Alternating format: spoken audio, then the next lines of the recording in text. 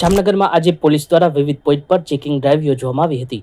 પવનચક્કી circle પાસે ખંભાળે gate ચોકીના PSI એમ.કે. બલોચની આગેવાનીમાં વાહન ચાલકોને તપાસવામાં આવ્યા હતા। પૂરતા કાગળો ન ધરાવતા તથા ફોર વ્હીલરમાં બ્લેક ફિલ્મનો ઉપયોગ કરનારા સહિતના નિયમભંગ કરનારા વાહન ચાલકો વિરુદ્ધ દંડાત્મક કાર્યવાહી કરવામાં આવી હતી। જામનગરમાં ઠેબા ચોકડીથી લાલપુર બાયપાસ તરફ આવતા માર્ગે એક પાર્ક કરેલ ફોર વ્હીલર પાછળ બાઇક અથડાતા બાઇક ચાલક ગંભીર રીતે ઇજાગ્રસ્ત થયો હતો। ઇજાગ્રસ્તને એમ્બ્યુલન્સ દ્વારા જીજી હોસ્પિટલ ખસેડવામાં આવ્યો હતો। ઘટનાને પગલે થોડીવાર ટ્રાફિક જામથી અફરાતફરી મચી ગઈ હતી। પોલીસે ઘટના સ્થળે દોડી આવી ટ્રાફિક પૂર્વવત કરાવ્યો હતો। લાલપુરમાં દિવ્ય ગાર્ડનમાં વૃક્ષો કાપવામાં આવતા વૃક્ષોમાં વસવાટ કરતા ઘણા બગલાઓ મૃત્યુ પામતા આ મુદ્દે જીવદયા પ્રેમીઓમાં રોષ ફેલાયો છે। ઉપરાંત વૃક્ષ છેદનને પગલે પર્યાવરણ પ્રેમીઓ પણ નારાજ છે।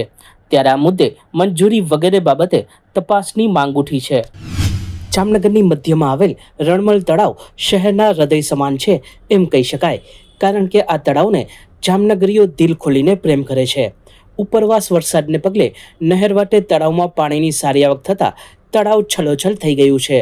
પુષ્કળ જળરાશિથી આહલાદક તળાવનું સૌંદર્ય વધુ નિખર્યું છે, જેને નિહાળે નગરજનો આનંદિત થઈ રહ્યા છે।